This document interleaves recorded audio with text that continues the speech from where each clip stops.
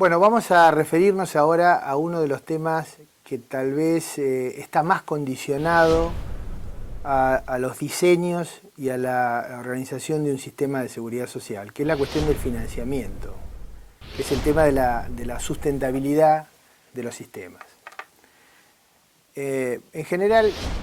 es el tema al que menos atención se le prestó históricamente, porque la seguridad social nace en un marco del estado del bienestar, o se desarrolla y adquiere por lo menos en nuestro país, el auge de la materia en momentos de esplendor del estado del bienestar, donde parecía que aquellas materias y aquellas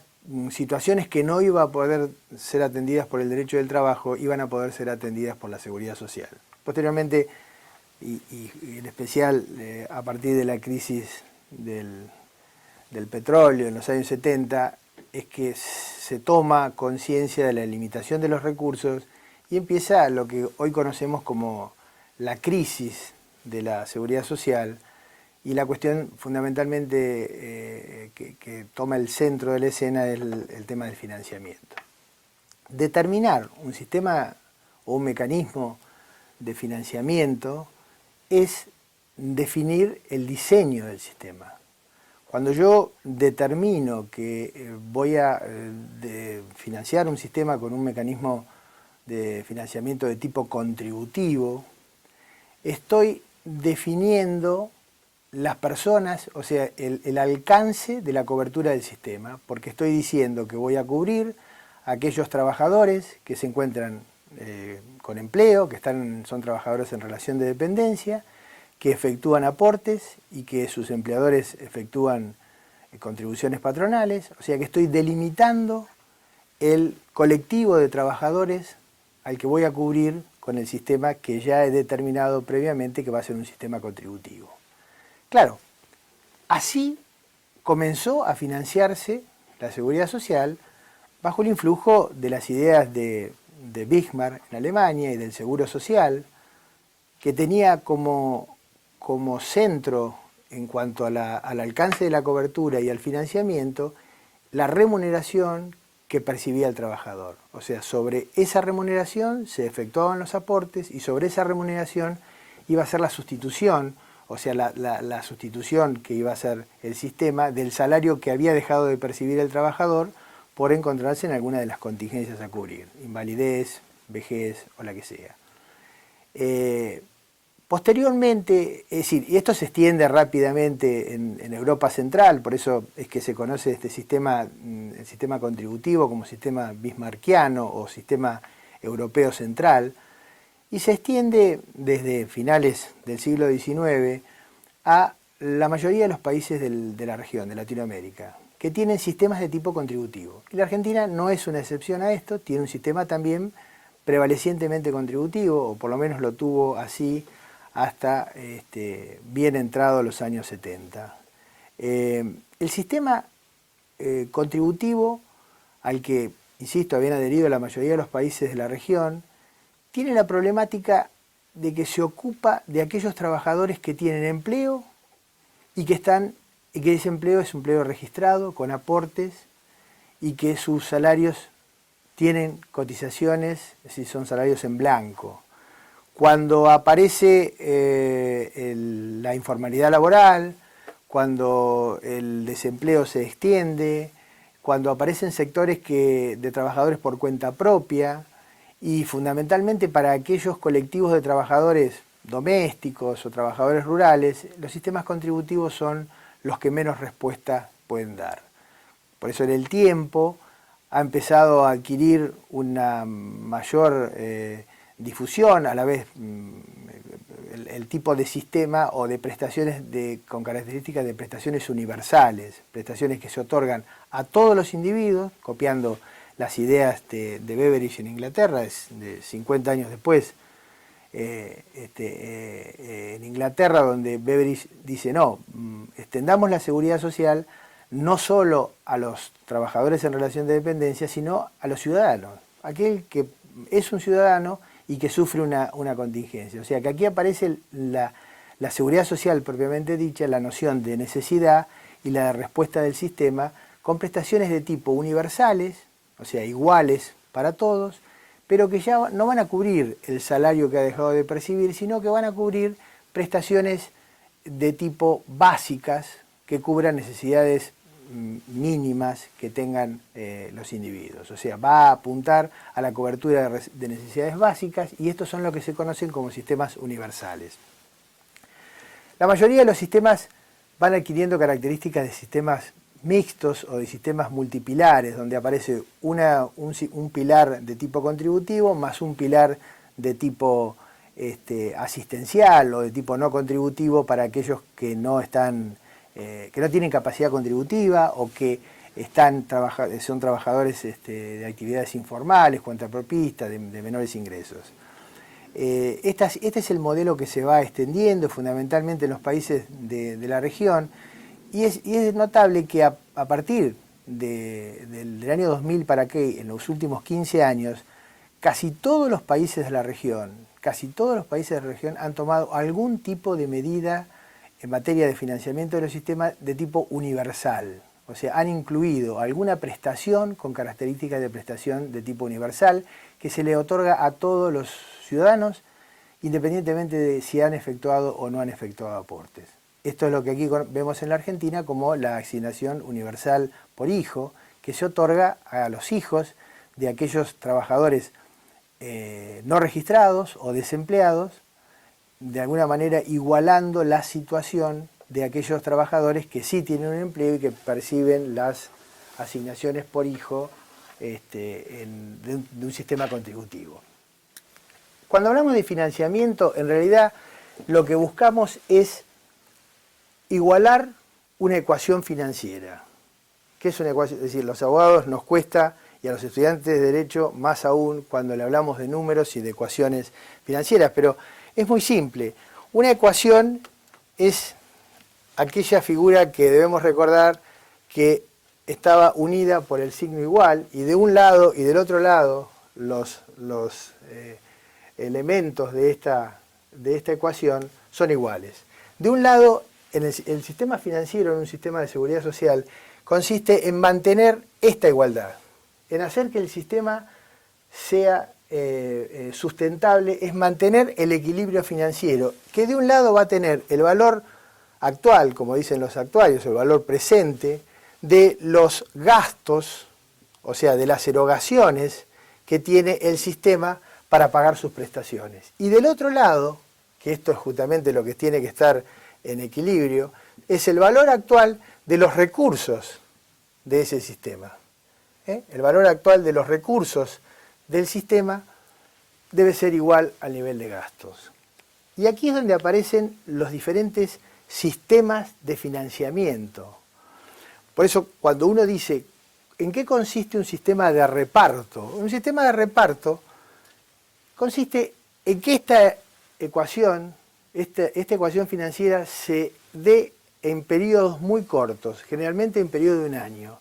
Yo sé que el año que viene, o puedo estimar que el año que viene,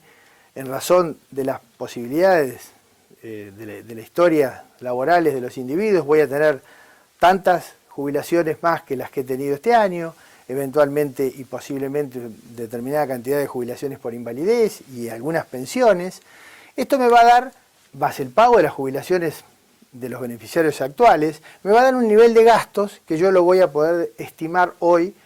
pero a valores es decir, que lo que voy a necesitar al final del ejercicio que va a ser el próximo año. Entonces lo que voy a hacer es generar recursos por el mismo valor, cosa que al finalizar el ejercicio, generalmente en un periodo de un año, esto va a ser cero. O sea, los gastos y los recursos van a estar igualados. Yo no voy a tener ningún tipo de ahorro ni de capitalización. Esto es un sistema de reparto. No es que mis ingresos los distribuyo entre todos, sino que estimo para un determinado nivel de gastos por prestaciones a abonar, un determinado nivel de recursos necesarios para atender esas prestaciones, pero en periodos cortos. En un sistema de capitalización, sea un sistema de capitalización individual en cuentas, como el que conocimos aquí con las AFP, o en alguna de los otros países de la región, en los cuales todavía se mantienen estas empresas privadas que gestionan los fondos y los ahorros jubilatorios en cuentas individuales, este sistema de financiamiento se hace a periodos más largos y por eso hacen como sistemas de precapitalización. Yo lo que hago es, durante la etapa laboral,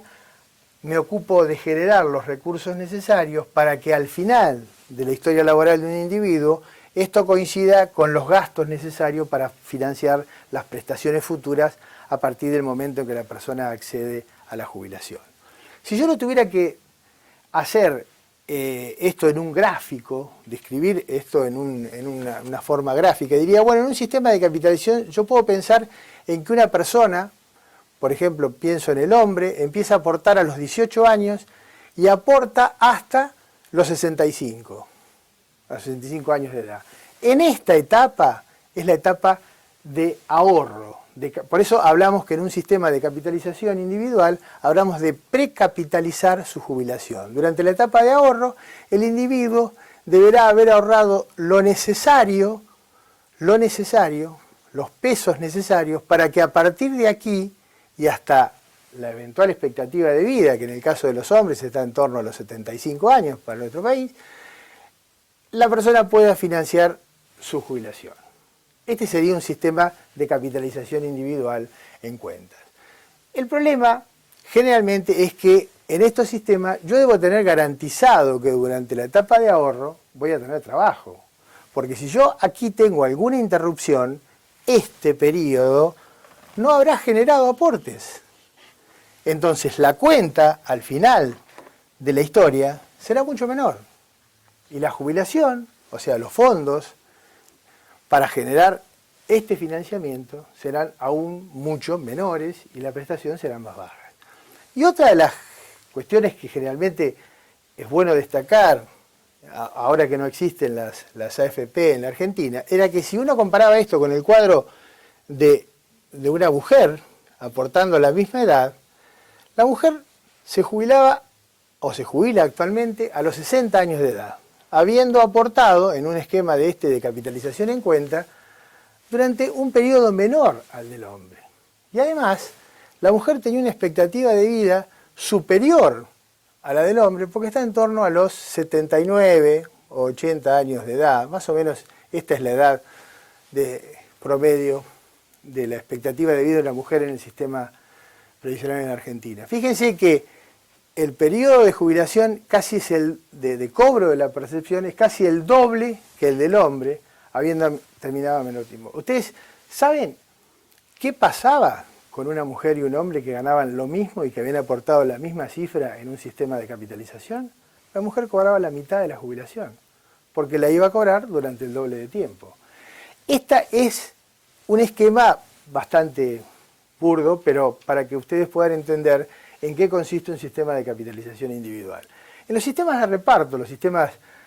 conocidos también como reparto público, existen variantes. No solo es el sistema que yo voy a consumir o tratar de generar los recursos que los voy a consumir en un periodo muy corto de un año calendario, sino que yo puedo hacer variantes a este sistema, que es, por ejemplo, una de ellas es se llama con reservas matemáticas o con capitales de cobertura o reservas matemáticas, donde yo voy a estimar los gastos para el próximo año en pago de prestaciones y voy a estimar una reserva eventual de mayores gastos que yo pueda tener y la voy a ir generando como un ahorro adicional. O sea, es una variante del sistema de reparto con estas reservas matemáticas que me van a permitir actuar con prevención de algunos periodos en los cuales pueda tener inconvenientes económicos. También existe otra variante de los sistemas de reparto conocida como el sistema de primas escalonadas, que fueron el que tuvieron los sistemas jubilatorios de empleados públicos en la Argentina, los que se desarrollaron a partir de los años 50, que como es cierto que cuando se inicia un sistema de jubilaciones yo no tengo la obligación y la necesidad al momento de pagar prestaciones, puedo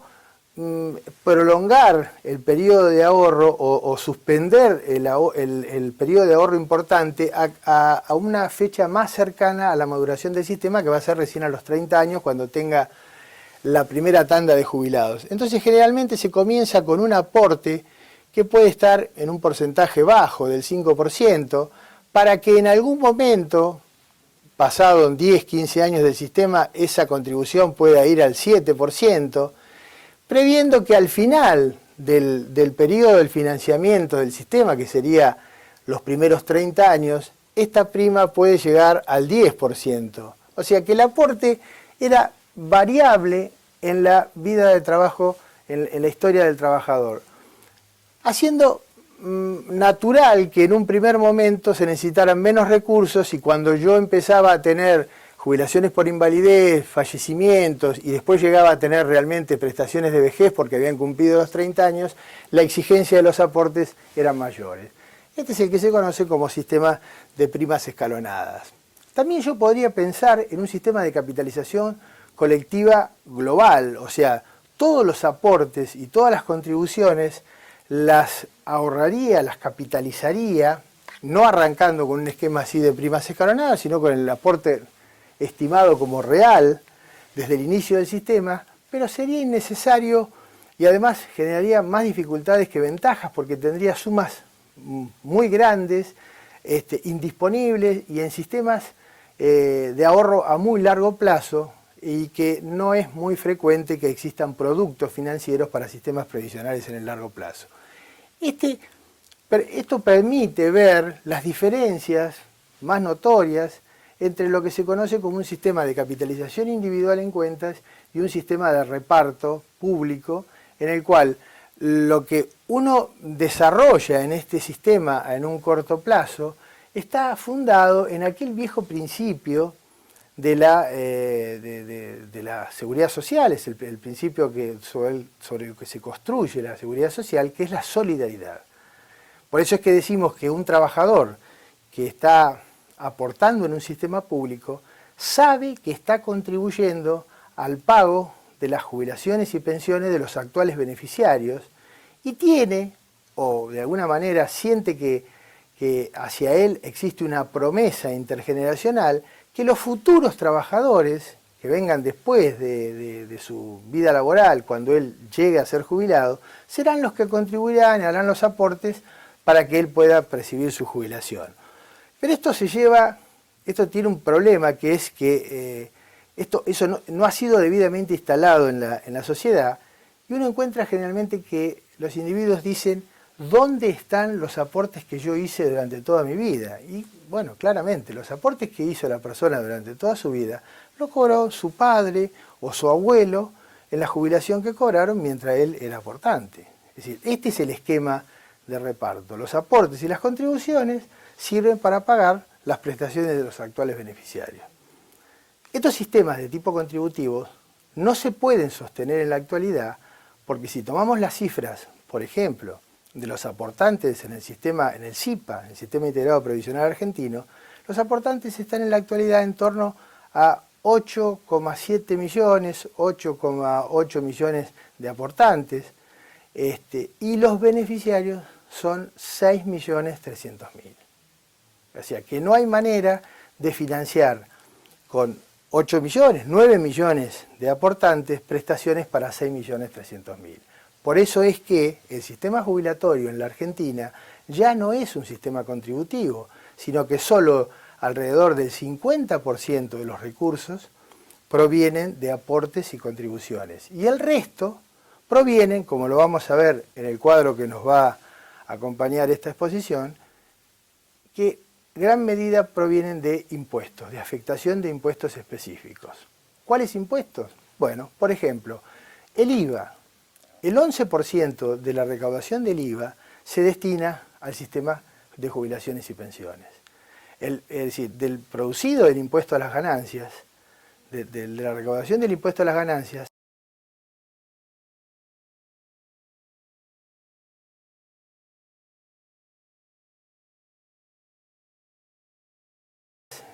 alrededor del 20% se destina al sistema jubilatorio. El 100% del producido de los bienes personales se destina al sistema jubilatorio.